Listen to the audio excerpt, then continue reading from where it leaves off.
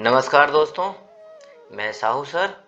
आज हम लोग सूरदास के दूसरे पद का अध्ययन करेंगे।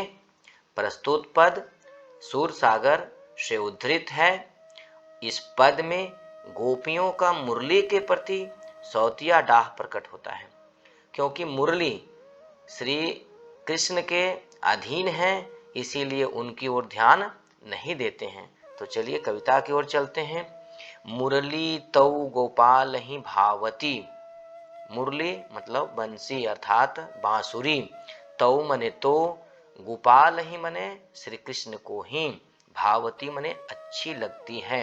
यानी कि बांसुरी श्री कृष्ण को ही अच्छी लगती है। सुनरी सखी जदपि नंदलाल ही नाना भांति नचावती।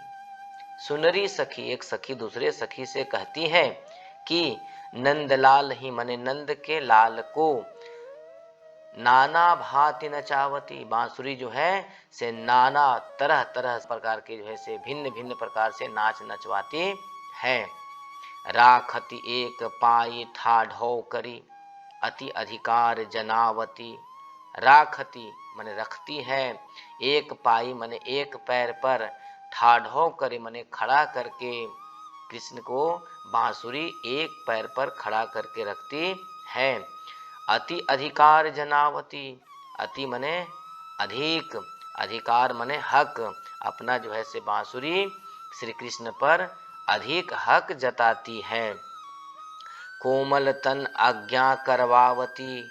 कोमल तन मने कृष्ण के इस कोमल शरीर से अपना क्या करती है, आज्ञा करवाती है। कटी टेढ़ो है आवती। कटी मने कमर, श्री कृष्ण की जो है से कमर टेढ़ी हो जाती है। अति आधीन सुजान कनौडे। अति आधीन मने श्री कृष्ण बांसुरी के वश में हो जाते हैं, है न। कनौडे का मतलब होता है खरीदे हुए दास के तरह। श्री कृष्ण को बांसुरी अपने खरीदे हुए दास के तरह जो है से काम करवाती है। गिरधर नार नवावती। गिरधर मने श्री कृष्ण को, नार मने गर्दन, नवावती मने झुकवाती है। जब बांसुरी श्री कृष्ण बजाते हैं तो उनकी गर्दन झुक जाती है। आपन पौड़ी अधर सज्जा पर, कर पल्लव पलुटावती।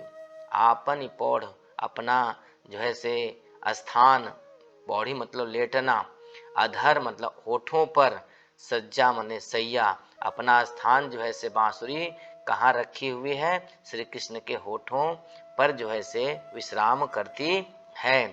कर पल्लव पलुटावती।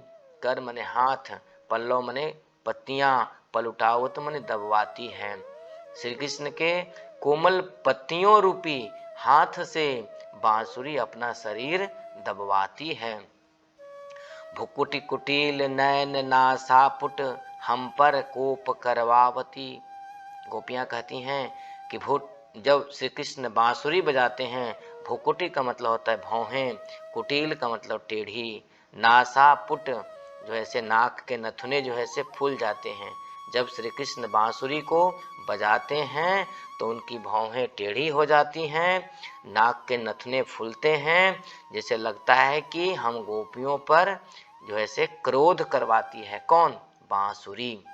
सूर प्रसन्न जानी एको छनी, धरते शीस डुलावती।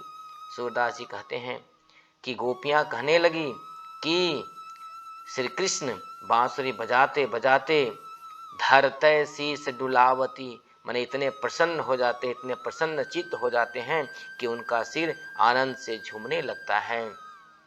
गोपियों के कहने का अभिप्राय यह है कि कृष्ण बांसुरी के वश में होकर उन्हें भूल जाते हैं। धन्यवाद।